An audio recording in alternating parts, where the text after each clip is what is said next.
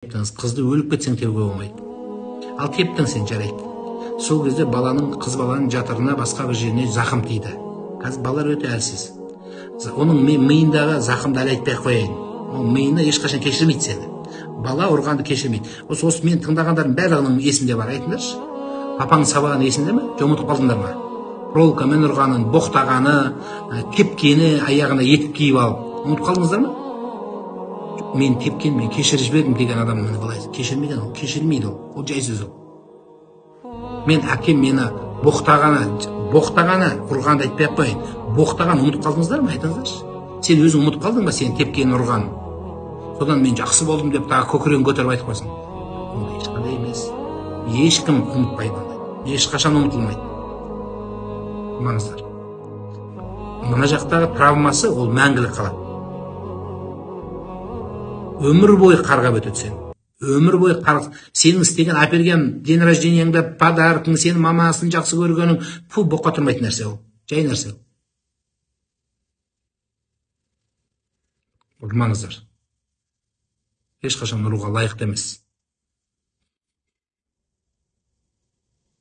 Ешкім ұмытпайды ондайды. Солар жақсылық істеген жоқ па? Ұрып болғаннан кейін үй алып берді, машина алып берді. Күлдің, бірақ бәрібір бүйтіп тырнап көрсең, ұмытылмады. Шешенің ұмытылмады. Еркек не істеу керек? Еркек мамасын айту керек. Ананы тәрбиелеу керек. Мамасы шымшиды, ұрады, қамшымен салып қалады. Маманікі ұмытылып қалады. Сол үшін айтқан қазақ, таяқ жеген жерді бала ұмытпайды, тамақ жеген жерді ұмытады дейді. Тамақ жеген ананікі ұмытылып қалады. Сол үшін ананікі боқ, әкенікі оқ дейді. Әкелер ешқашан қол көтермеңіздер. Боғауызда шықпасын қызыңа, балаңа. Шеше не үшін? Шешенің қолымен ұрғаны май болады. Бетіп тұрып шымшып алса, сол шымшыған қазақ жақсы айтқан мақалдары біздің өмірлік қазақты тәрбиелеген, осы мақал мәтел дәстүріміз тәрбиелеген бізді. Мына дін мен дәстүр бізді тәрбиелеген осы міне. Дін мен дәстүр бізді тәрбиелеген. Не деп тәрбиелеген? Соның ішінде бір сөз жеткен. Бие құлынын тепсе, бие шешесі тепкен биенікі ауырмайды дейді. Мамасы істесін. Әке, жақындығың сен, өліп кетсең өліп кет, жезде даяқ деп айтқан сен. Жезде деген айдаладағы біреу. Вот сондай ақсың сен. Ол машина сыйладым мен қатын әпердім, мен машина әпердім. Ешекпен де жүре береді. Жаяуда жүре береді. Өлмейді. Зато сен өліп қалсаң да ұмытпайды. Қасына қабіріңе барғанда жылап тұрып, сен ұрғаныңды есіңе алады. Осыны жақтап азап табады.